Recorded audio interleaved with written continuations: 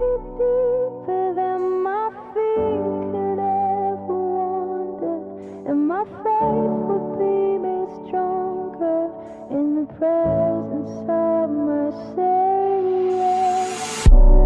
Spirit, lead me where my trust is without border. Let me walk upon the water wherever you would call me. Take me. Se você puder, Palavra de Deus, quero te convidar para a gente pensar. Nós iniciaremos hoje um novo diálogo a despeito da palavra, e a gente tem esse costume, esse desejo de conversar sobre os textos da palavra de forma às vezes contundente. Uma pessoa me perguntou esses dias: pastor, mas o senhor consegue pregar às vezes uns 3, 4 vezes em cima do mesmo texto? É para você entender e tentar perceber como a palavra de Deus ela é rica, ela é maravilhosa e ela é viva. Que cada vez que você lê o mesmo texto, já teve essa experiência? Quando você lê o mesmo texto, depois de 2 meses, ou mesmo no mesmo dia depois, uma outra atmosfera, você já não é mais o mesmo, porque a cada dia que passa já não somos mais os mesmos. E aí quando muda, parece que aquele texto fala alguma coisa que você não enxergou na primeira vez que você leu. Entende isso? Isso é a vida da palavra. Isso é o Espírito que vivifica a despeito da letra que mata. E por isso que a gente pega um texto e diante desses textos a gente consegue ficar vários momentos conversando com ele, porque tem tanta coisa maravilhosa para ensinar, e a gente entende que mesmo com vários momentos da palavra, ou vários temas, parte 1, parte 2, como nós falamos semana passada, retrasada, esses dias 4 vezes, sobre Provérbios capítulo 4, nós ficamos e ainda não esgotamos o texto, e não vamos esgotar, porque tem muita coisa que a gente pode aprender sobre Provérbios 4, dos versículos 23 em diante, até o versículo 27. Mas hoje eu quero conversar um pouquinho, iniciar e mudando um pouquinho, já que nós estávamos falando sobre princípios para um mundo novo, ou um ano novo. Hoje eu quero perguntar para você: você por acaso está entendendo esse novo que está chegando? Talvez essa palavra novo é a palavra do momento, e ela vem acompanhada com uma outra palavra que a gente chama hoje, escuta bastante gente falar, que é o novo normal. Não é mais do jeito que era. A gente já está há quase 1 ano do jeito que nós estamos. Depois, no final do culto, a gente preparou um vídeo para soltar, mas infelizmente deu um problema ali no vídeo, no áudio do vídeo. Mas eu quero aqui falar um pouquinho depois sobre isso. Mas nós já estamos quase 1 ano vivendo esse novo, né? Esse novo onde a gente vem aqui, fica num cantinho, né? Onde a gente olha para a igreja e não vê ninguém. Onde a gente olha para os lados e a gente não consegue ver expressão de ninguém. Esse tempo da gente viver dessa forma já está tomando tantas proporções que parece que ele está se tornando o normal, é um novo normal. Talvez isso também se encaixe na sua vida, a despeito do seu trabalho, quando você tem que ir menos lá, ficar mais em casa, home office ali, aquele processo mais em casa, trabalhando. Ou talvez na escola você não está indo mais, você está estudando à distância, fazendo remotamente as aulas, também é um processo novo, mas era uma ideia de por um momento, mas parece que esse por um momento se tornou um novo normal. Entende isso? Faz parte da sua realidade. Talvez até cuidar dos filhos mais, né? Talvez até a gente viver em família como a gente fez no Natal ou no Ano Novo, querer estar com todo mundo, não podia. Como assim? Não posso passar Natal com minha família? Gente, não podemos. E a gente até mudou a questão de roupa, né? Hoje a gente tem um acessório que não era mais um acessório. No início tornou-se uma necessidade no sentido de preservação e hoje se tornou um acessório. A tal da máscara. Estou sem aqui porque as pessoas perto de mim estão bem distantes, por isso que eu posso pregar sem máscara para vocês.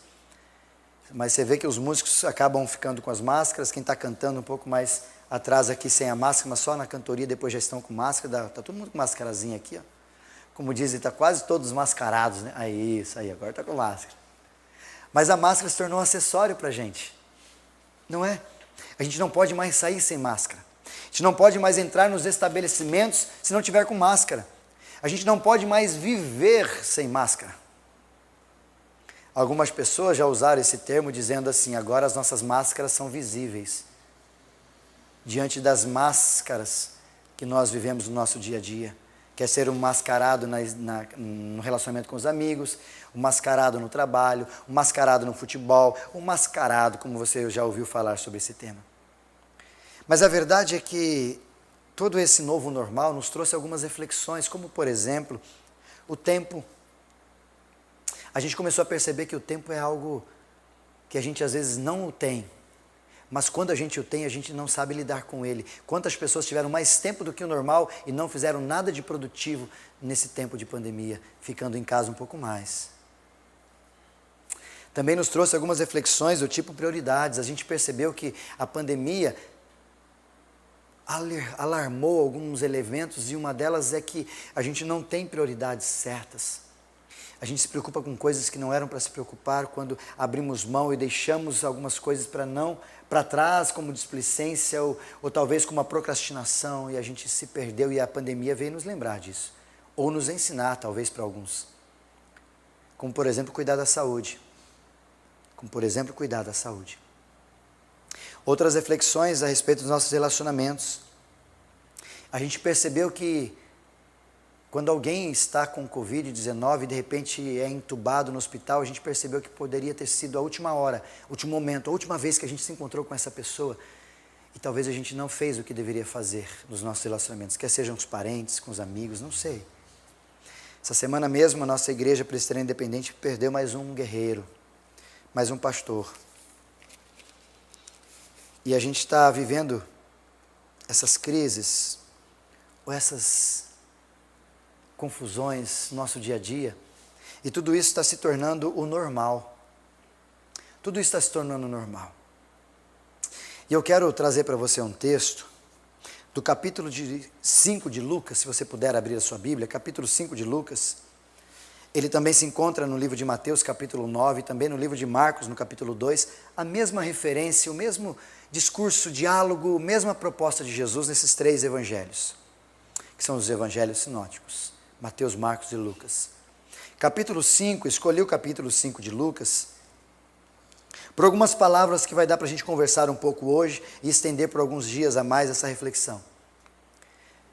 Mas a despeito do que a gente está falando do novo, o novo normal, o novo, como você se encaixa no novo?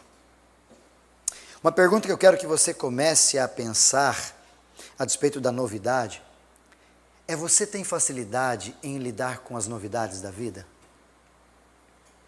Talvez não. Se você não tem, seja bem-vindo ao time.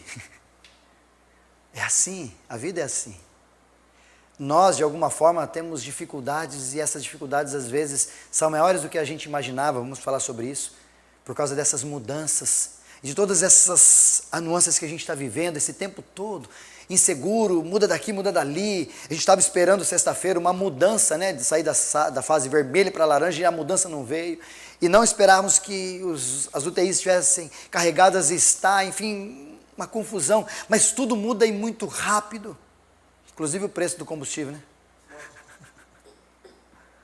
Rapidamente está se subindo, e daqui e dali. Hoje a minha esposa falava, indo ao mercado, a gente comprava um macarrãozinho, um capelete. Hoje comemos um capeletinho gostoso que a esposa fez, e o preço eu pagava assim, hoje já está bem mais alto, e a gente fica assim, a construção que a gente está fazendo aqui, né?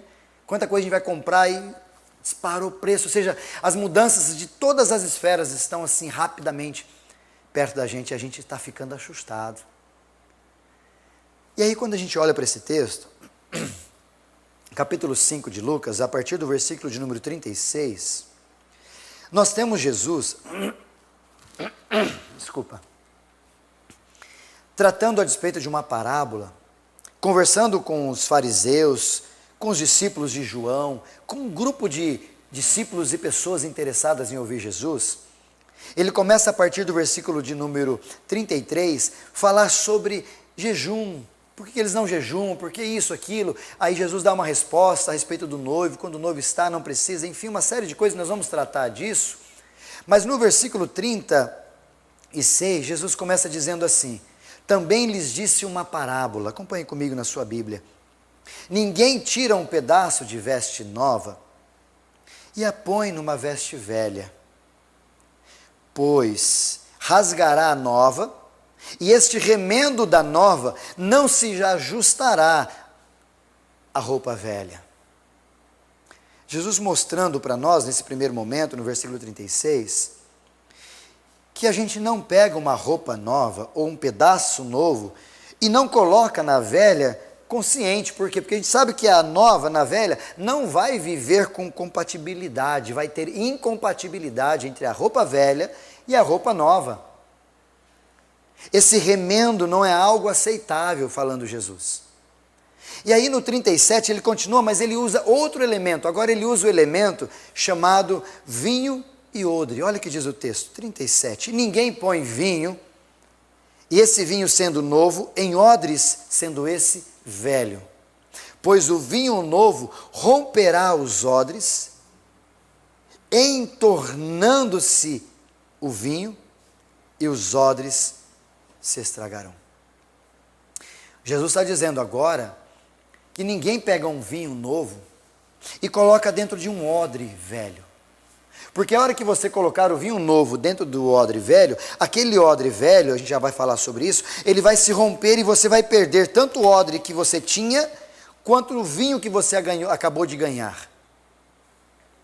E aí quando você tem esses dois elementos, segundo o texto, ele vai dizer no 38 ainda, pelo contrário, o vinho novo deve ser posto em odres novos. Aí ele diz para nós, então o que eu faço? Então você pega o vinho novo e coloca num odre novo. Pega um odre novinho, faz, costura, aquela coisa toda de um odre, de pele, de animal, costura ele e coloca no novo, porque se você colocar no velho, você vai ter problema. Então pega o vinho novo e bota no odre novo.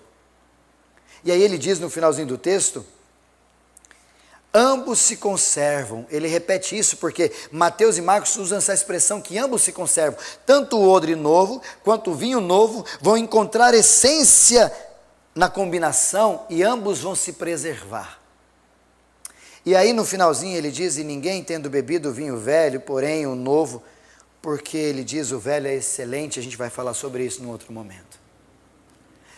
Mas eu quero voltar à discussão para a gente pensar sobre as mudanças que a gente tem na vida. Você talvez tenha medo de mudanças e eu acredito que, assim como a maioria de nós tem medo da mudança, há alguns fatores para isso. Talvez eu e você temos medo de mudanças porque a gente teme o desconhecido. Não é verdade?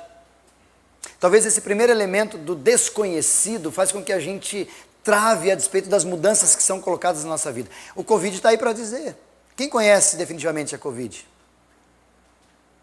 Hoje aparece um, daqui a pouco tem um artigo dizendo isso, daqui a pouco diz que tem que fazer isso, daqui a pouco tem que fazer aquilo, e a gente diz, usa isso, diz, não, isso aqui não é eficiente, aí faz aquilo, não, isso aqui também não ajuda, e a gente fica perdido, ou seja, está todo mundo lidando com o desconhecido, e essa palavra provocou na gente uma ideia de que a gente vai vencer, mas ao mesmo tempo uma angústia de que a gente tem medo do desconhecido. E talvez o medo do desconhecido, ele é algo que é instintivo da nossa estrutura psíquica, molecular, emocional, enfim, na integridade de quem nós somos, porque é um instinto de sobrevivência. A gente olhar para algo que é desconhecido, a gente já se retrai, a gente já fica meio quieto, por quê? Porque a gente, como que eu vou reagir a isso? Talvez até uma sudorese, ou talvez até uma adrenalina, ou uma frequência cardíaca aumenta a partir daquilo que é desconhecido para a gente, como por exemplo, um novo emprego. Gente, como é que vai ser o meu primeiro dia no trabalho? A gente chega assim, né? Ai meu Deus, como é que vai ser? E o patrão, aquela coisa toda. Ou talvez mesmo um novo lugar onde você transita. Eu já mudei muito nesse país, para vários lugares, morei lá, morei cá e tal, e a gente vai numa nova casa, novo lugar, como a gente veio para São Manuel alguns anos atrás. Como é que será esse novo em São Manuel, meu Deus? Isso me incomoda, isso mexe com a gente, isso é o desconhecido. Ou talvez até um relacionamento. Como que é viver com alguém? Os namorados aí, né? Como é que é? Como é que será que deve ser o beijo daquele fulano, daquela fulana? Ai, meu Deus, beijar pela primeira vez a pessoa. Ai, que delícia. Ai, meu Deus, que medo. A gente tem medo do desconhecido. E às vezes, por causa do medo do desconhecido, a gente trava. Já travou? Já teve um momento da sua vida que você falou, não vou, por causa do desconhecido. Um outro segundo motivo, que são fontes do medo, ou dessa mudança do novo, provocada pelo medo, além do desconhecido, é a zona de conforto que a gente se estabelece. Zona de conforto essa que talvez ela se caracteriza por um trabalho que você busca e não consegue ajustar, e você fala, eu vou para um concurso, estudo, porque a hora que eu tiver o concurso, eu vou estar concursado, com estabilidade, e ali não vai ter problema. E aí a gente fica numa zona de conforto.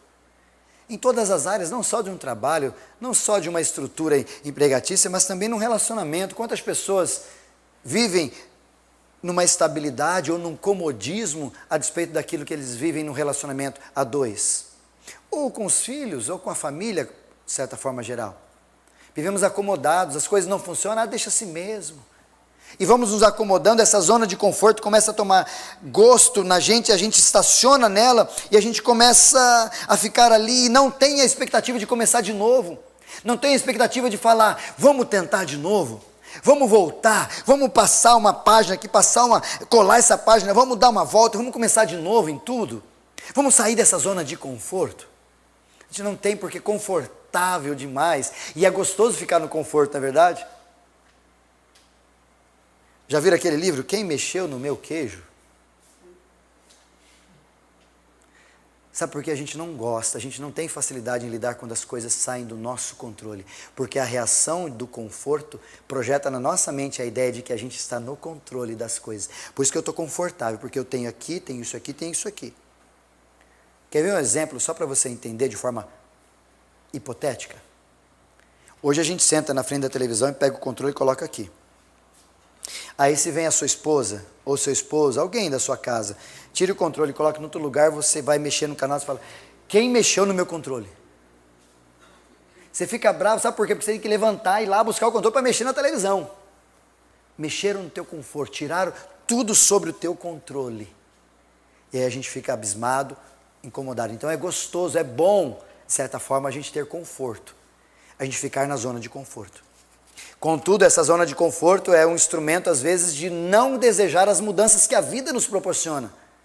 Porque a gente fica ali na estabilidade, não quer trocar essa instabilidade, a nossa mentalidade de instabilidade do amanhã, com aquilo que eu já estou vivendo hoje. Então a gente fica relutante, porque o confortável, de certa forma, ele é agradável. Mas o terceiro problema é que às vezes as mudanças operam na gente, com relação a gente não encará-las, ou ter medo delas, é o fato da gente ter medo de falhar. E se não der certo? E se eu pegar esse novo emprego e não rolar, e eu for mandado embora e perdi o outro, como é que eu faço? Né? E se de repente eu não estou namorando, estou aqui quieto na minha, estou de boa, e me entrego num relacionamento e não dá certo, e, ai meu Deus, já tive outros e decepcionei, e agora, como é que eu... Melhor ficar sozinho do que mal acompanhado, como se todo mundo fosse mal. Queridos, às vezes a gente tem medo do fracasso do trabalho, fracasso de projetos, fracasso de liderança. Temos falado aqui com alguns líderes que estão acompanhando a gente, desde junho no trabalho, no projeto desse Nova Casa. E eu tenho falado com alguns e a gente tem deixado na mão de alguns, né, B, sobre essa questão. Decida. Ah, mas e se eu decidir errado? Paciência, vamos decidir, vamos fazer, mas não tenha medo de fracassar. Tenha medo de não acertar ou de fracassar, não. Não tenha medo de tentar. O grande problema é que o medo do fracasso faz com que a gente pare, fique bloqueado também no processo, e além de ficar bloqueado no processo, a gente fica com medo das mudanças, porque elas podem trazer para a gente um caos. E o antídoto para tudo isso, desses bloqueios que às vezes você possa ter, tanto do desconhecido, quanto da sua zona de conforto, ou mesmo do medo de falhar, eu quero te dar alguns antídotos rápidos pela palavra para a gente entender. Já vou voltar para o texto, não sair dele, só estou mostrando para você as mudanças, porque hoje é só uma introdução desse texto para a gente entender. Olha o primeiro antídoto. Se você tem medo do desconhecido, Salmo 37, versículo 5. Entrega o teu caminho ao Senhor, confia nele que o mais ele vai fazer. Entendeu? Está com medo do desconhecido? Relaxa. O Deus a quem nós servimos já esteve lá no desconhecido. E Ele já preparou tudo a meu respeito e a seu respeito. Então descansa, entrega o teu caminho, entrega a tua jornada, entrega os teus projetos e confia, descansa nele e Ele vai fazer o resto, porque Ele já esteve lá. Desconhecido não pode nos assustar, porque talvez seja desconhecido para mim e para você, mas para o nosso Pai, o nosso Deus nunca foi, nunca será desconhecido.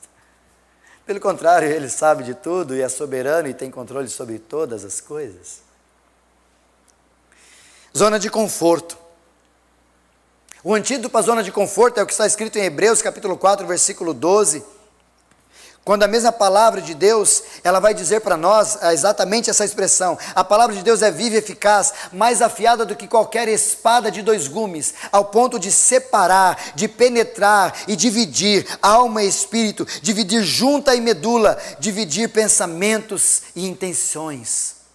Ou seja, a palavra de Deus, e aqui vai uma ideia bem clara, a palavra de Deus ela é comparada como uma espada e não como um travesseiro, que lhe leva apenas a conforto. Ela é comparada a uma espada, que ela vai te confrontar, te incomodar. Como eu gosto de usar a expressão de um pastor amigo, Neil Barreto, que ele dizia assim, que a pregação, a palavra de Deus, ela conforta os atribulados, mas também atribula os confortados. Ou seja, se você ouviu a palavra, e tenho dito isso várias vezes para vários irmãos, se você num momento como esse, ouve a palavra de Deus e não sai incomodado, de duas uma, ou você não ouviu a palavra de Deus na integralidade, ou você é perfeito demais que ela como espada não incomodou você. Como nós não somos perfeitos, toda vez que você tiver em contato com a palavra, ela vai provocar um incômodo para que você saia da sua zona de conforto. Ou seja, Hebreus capítulo 4, versículo 12 diz isso. Ela é eficaz, ela é penetrante, ela é espada. Zona de conforto, a gente lida com a palavra, ela tira a gente de lá. E o terceiro antídoto, medo de falhar. Quando talvez eu e você temos esse medo, e daí como é que vai ser? A palavra de Deus está cheia de histórias de homens e mulheres que falharam. Homens e mulheres que estavam diante de grandes desafios e de repente não sabiam o que fazer ou como proceder, e de repente vem também a palavra de Deus nos ajudando nesses princípios, como em Josué capítulo 1. Quando Deus fala com Josué e ele diz, não te mandei eu, ser forte e corajoso, vá à frente, vá para a batalha, porque ele diz para ser forte e corajoso. Quando Josué estava diante de um grande desafio, sendo depois aquele que vai ser o sucessor de Moisés e diante do desafio de Canaã, aí Deus fala com Josué e diz, ser forte e corajoso, Josué. Eu estou te mandando por quê? Porque eu vou estar contigo por onde quer que você ande. Ou seja, está com medo de falhar? Fica tranquilo, Deus está com a gente. E como eu gosto de usar também nessa expressão do medo de falhar, o Salmo 23, versículo 6, bondade e misericórdia seguirão a gente todos os dias. Se você falhou, Deus terá misericórdia e vai falar assim, vamos lá, pelo menos nós sabemos onde a gente não tem que ir de novo. Aprender com o erro.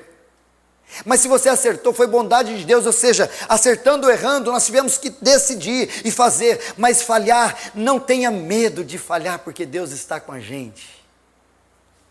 E talvez a falha vai ser apenas um aprendizado, se você tiver consciência e maturidade no processo.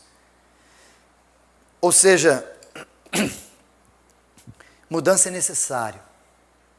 É muito importante que a gente viva isso. Até porque a vida é feita de mudanças. O primeiro momento que você vem para esse mundo, você passa por uma mudança, talvez a maior da estrutura física corporal. Não é? A gente sai de um ventre escuro, sendo alimentado, todo ajustado no ventre da mãe e sai por uma realidade, já coloca, não tenho filhos, então não participei de nenhum parto, mas já sai ali aquela escuridão ali de dentro, já sai com uma luz grandona dentro do cirurgião ali, aquela coisa toda. Ou seja, a primeira coisa que já te vem é aquela luz, aquele olhinho fechado, aquela luz, meu Deus, desespero. Mudança, sai do escuro para o claro. Mudanças, agora a alimentação não é daquele jeito que a gente está acostumado, agora é de outra forma.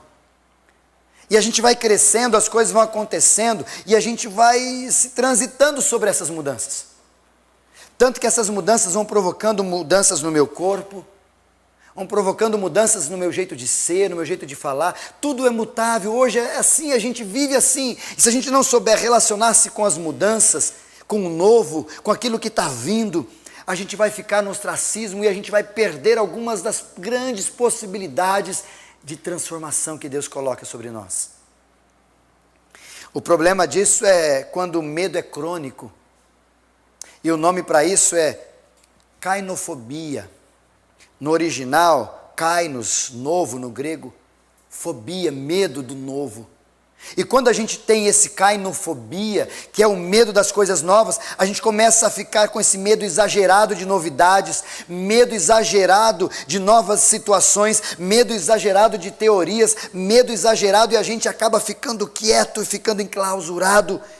E talvez o desconhecido, talvez as situações da novidade, talvez o medo de errar, o medo de frustrar, a zona de conforto são fugas das quais eu me encaixo para não encarar o medo.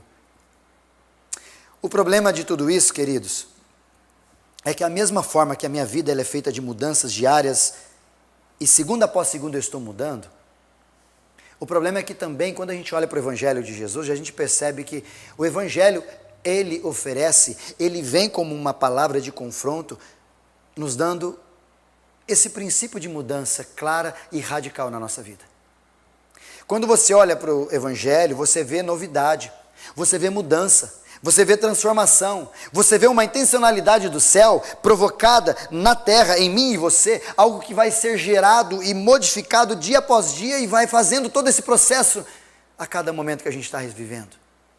E tão interessante isso que você olha para Romanos capítulo 6, versículo 4, e Paulo vai falar para nós vivermos em novidade de vida, ou seja, todo dia algo diferente, todo dia algo novo que a gente vai viver, vai apresentar, vai sentir no dia a dia. E Jesus começou fazendo isso. Lá no livro de Mateus, no capítulo de número 6, Jesus começou mudando alguns conceitos e algumas mudanças muito radicais. Como, por exemplo, todo mundo chamava Deus de Deus. Jesus vem em Mateus capítulo 6, do versículo de número 9 até o 13, a oração do Pai Nosso. Jesus fala, agora nós vamos chamar Deus de Pai. Opa, peraí. Mudança radical. Jesus trouxe essa mudança para nós. Depois Jesus traz uma outra mudança em João capítulo 10, exatamente no versículo de 30, quando ele diz, eu e o Pai somos um, ele diz assim, opa, como é isso? E aí as pessoas vão entendendo esse tal de trindade. Peraí, o Pai e eu somos um, eu e Espírito, como assim não deixarei o órfão, enviarei o consolo? E aquela complicação toda, mudando conceitos e mudando, e as pessoas, como assim? Mudança. Jesus também provoca algumas mudanças, capítulo 5 de Mateus, exatamente no versículo 44, quando ele diz, eu vos digo que diante dos inimigos, não vão maltratá-los, mas amai os vossos inimigos e orai pelos que vos perseguem. Olha o que Jesus está dizendo para nós. Mudança de comportamento. Se a lei era olho por olho, dente por dente, Jesus diz depois um pouquinho mais, lá em Lucas, capítulo 6, quando ele diz assim, se alguém te agredir num lado, dê a outra face, mostre uma outra realidade da tua história. Mudança. Conceitos.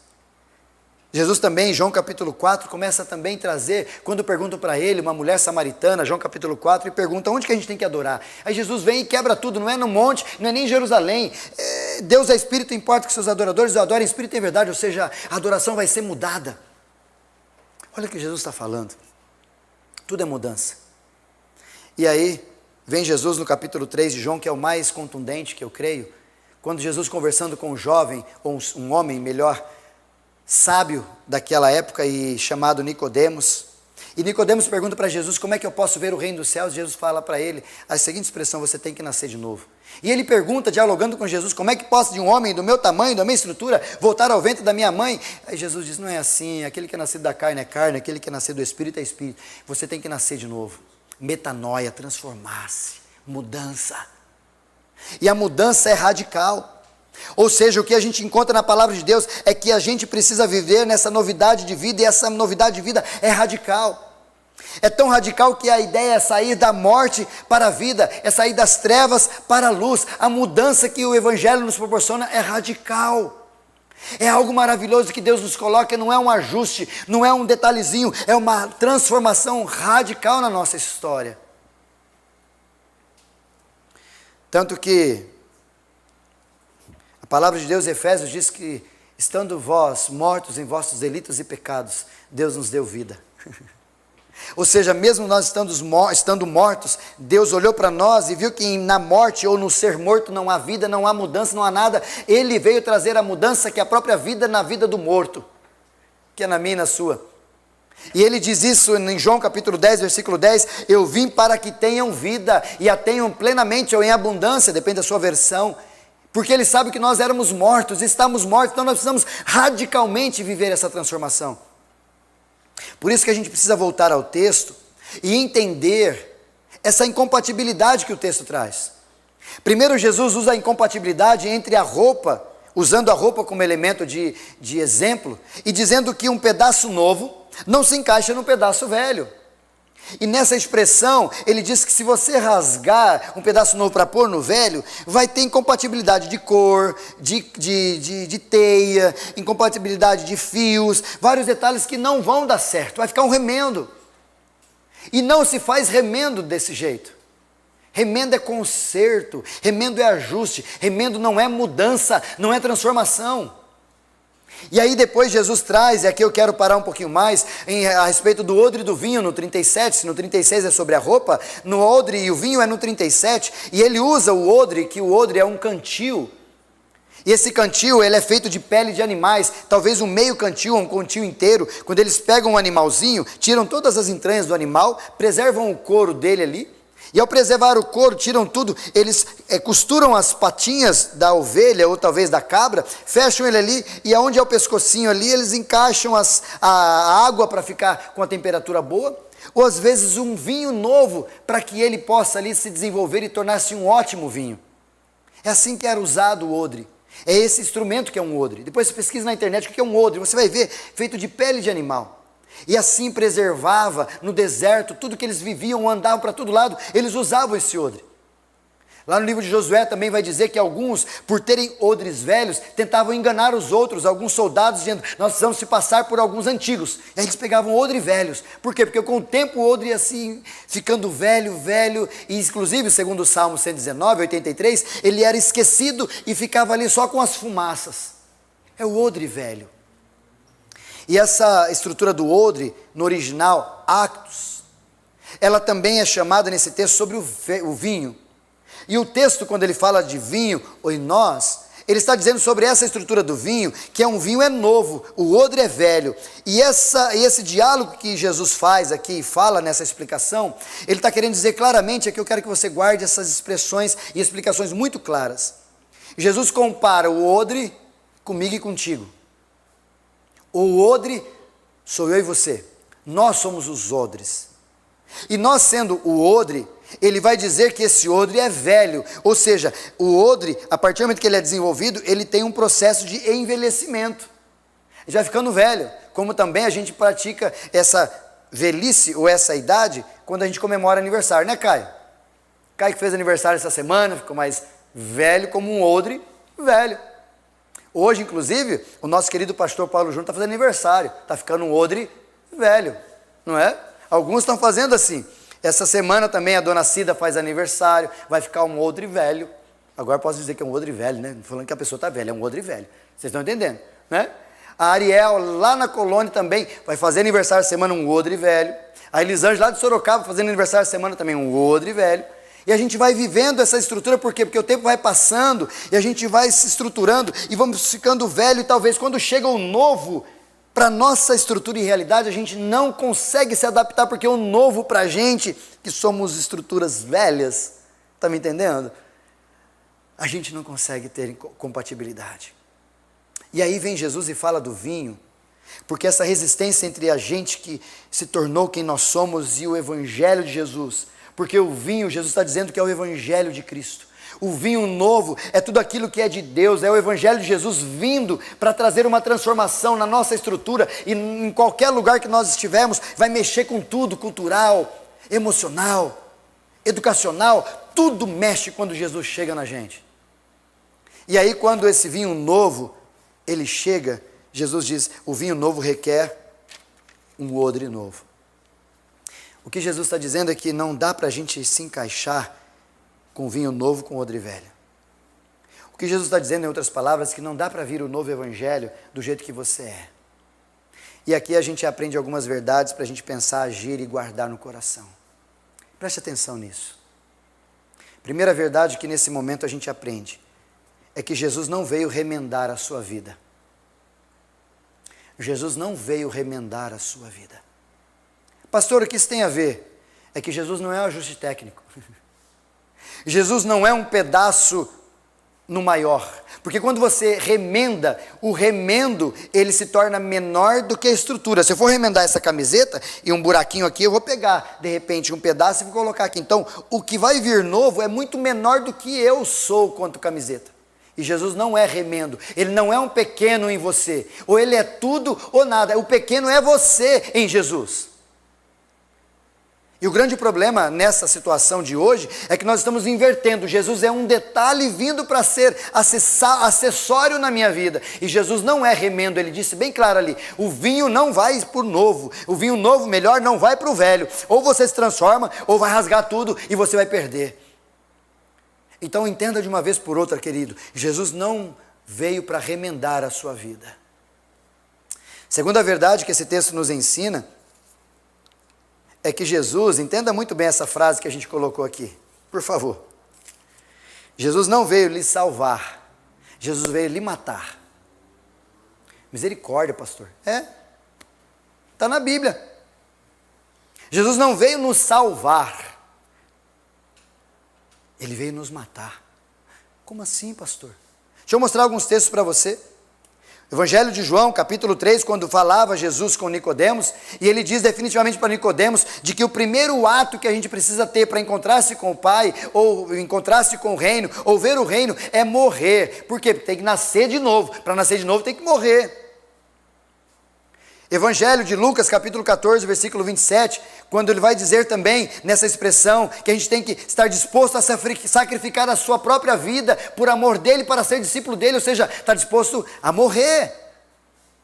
A própria palavra de Deus, Gálatas capítulo 2, versículo 20, vai dizer também sobre isso, que já não sou eu mais quem vive, Paulo dizendo, mas é Cristo que vive em mim, ou seja, eu morri para mim mesmo, agora quem opera todo o querer e o realizar é Deus em mim, porque eu morri para mim, é morrer. É ir para a cruz. Quem quer vir após mim, negue-se a si mesmo, morra e venha, pegue a tua cruz e siga-me. Palavras de Jesus. Ou seja, a primeira ação, Gálatas 5, 24 ainda, os que estão em Cristo crucificaram, colocaram para a cruz a sua carne, e agora eles estão com as suas paixões e concupiscências cravadas na cruz. Agora ele vive em Cristo, já não sou eu mais quem vive. Mais uma vez, palavras de Paulo aos Gálatas. Por isso, querido, no processo de salvação, a gente precisa entender que nós precisamos morrer para nós mesmos. E o morrer é isso, é às vezes catar o odre velho, jogar fora e nascer de novo como um odre novo. E aí você está capacitado para receber o vinho novo que vem do próprio céu, que é o próprio Jesus na minha, na sua vida. E a terceira e última verdade que esse texto nos traz é que o novo de Jesus é maravilhoso. É que vale a pena você dispor-se do velho para receber o novo, porque o novo é maravilhoso. Já diz isso Jesus em Lucas aqui, em Mateus e Marcos. E a gente precisa entender porque esse novo é maravilhoso, porque esse novo, Jesus diz em João capítulo 10, versículo 10, você sabe esse texto, eu vim para que tenham vida. Por quê? Porque nas nossas ações, mortos e delitos e pecados, nós não temos vida, mas Jesus veio e falou, eu quero que você tenha vida, e vida que vale a pena ser vivida. Sabe aquela vida que fala, poxa, valeu a pena, ou está valendo a pena, ou que dia lindo que valeu. É com Jesus que a gente vai conseguir viver isso. Por isso que vale a pena o novo. Vale a pena o novo também, quando Jesus, Mateus capítulo 11, versículo 28 até o 30, quando ele diz, vinde a mim quem está cansado e sobrecarregado, e eu vos aliviarei. Tome sobre vós o meu jugo e aprenda comigo, que eu sou manso e humilde de coração, e você vai encontrar descanso para vossas almas. Ou seja, relaxa, vem comigo, porque está comigo, o novo comigo é maravilhoso. Você vai ter descanso, você vai ter aprendizado.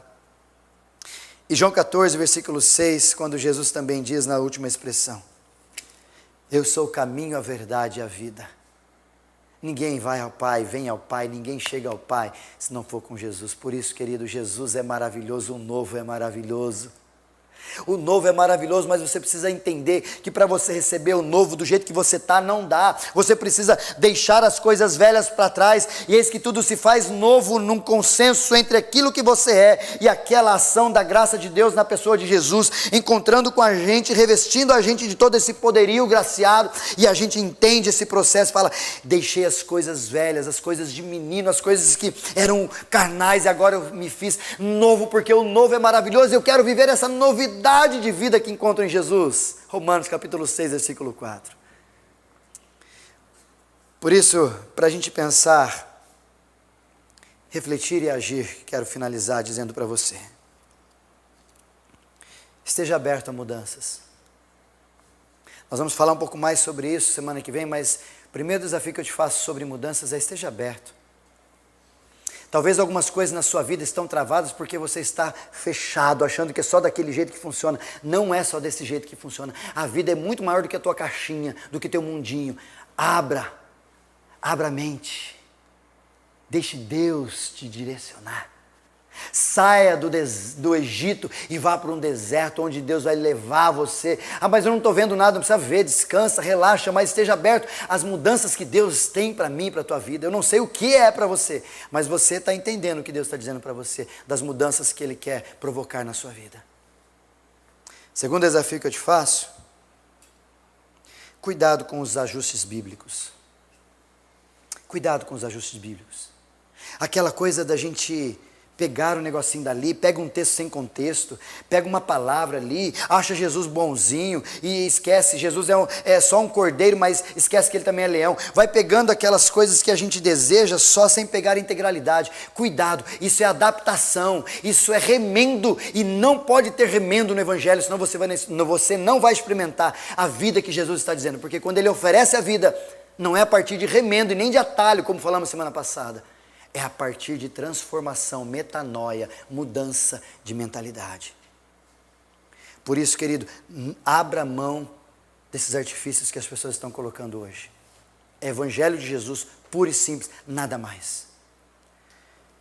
E por último, deixa Jesus transformar a sua vida. Deixa o vinho novo mexer com o odre. A gente vai falar disso semana que vem. Mas o vinho novo, esse oinos, que é a palavra no grego, ele é um vinho sem fermentação ainda. Porque a hora que ele se encontra com o odre novo, ele começa a dilatar, a fermentar, o odre começa a se dilatar, a começar a ter proporções diferentes, e ele vai se ajustando à forma e ao desejo do vinho. Por isso, querido, se permita ser transformado por Deus. Deixe Jesus controlar as suas ações e intenções. Não tenha medo. Se Jesus está dizendo, se Jesus está comandando, se é Ele que está na frente, se a paz que excede a todo entendimento está conduzindo você, descansa. É mudança para o bem. É mudança para o bem. É novidade de vida, é um novo maravilhoso que Deus está permitindo eu e você vivermos. Então descansa nos braços do Pai e deixa Jesus conduzir a gente para esse novo.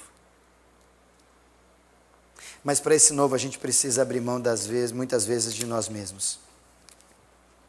Precisa entender que é Jesus que manda. Por isso eu quero convidar você para a gente partir para o encerramento. E eu quero que você guarde no seu coração essa expressão. Está com medo do novo? E aqui, antes da gente orar, já vou me ajustar aqui no vídeo que a gente ia passar e não deu certo, mas na palavra que eu queria deixar para vocês. É a despeito do novo nosso. O nosso projeto aqui, da nossa nova casa, chama-se isso mesmo, nova casa. E a gente também está com medo, receio, não sei que palavra a gente podia usar a despeito disso. Mas a gente talvez, no coração da nossa liderança, do conselho, e aqui reconhecendo a minha fragilidade, a minha pequenez, também fico assustado com o que Deus está fazendo. Porque é nosso o viver o medo. É intrínseco o viver o desconhecido. Mas eu boto os antídotos para dentro, coloco, aplico, falo, opa, aqui não. Se Deus está fazendo é porque Ele tem planos. Se Deus está projetando é porque Ele tem projetos. Se Deus está abrindo portas é porque Ele vai trazer gente. Se a gente está comprando cadeira é porque Ele vai encher esse lugar de gente. Não porque a gente quer lugar cheio, mas porque a gente quer essa igreja transformando vidas na vida das pessoas, nos espaços onde elas estiverem. E vidas transformadas, e não vidas só que encontro com Jesus, mas que o encontro com Jesus resulta em transformação. É isso que a gente deseja nesse espaço novo que a gente está vivendo. Mas o que a gente está vivendo, e você é convidado a vir aqui, você que não veio ainda, você que é da região, vem aqui visitar a gente. Venha trabalhar com a gente, né? Fazer uns trabalhos braçais aí até umas 4 da manhã. Até 1, 2, à tarde, à noite. Turnos, à tarde, turno da manhã, da tarde. Venha participar com a gente. Mas a gente não está com medo do novo, porque o novo, da onde está vindo, a gente sabe. Se o novo vem do escuro, a gente fica atemorizado. Mas o novo está vindo do céu, então a gente fica tranquila. Que tal você ter esse mesmo sentimento?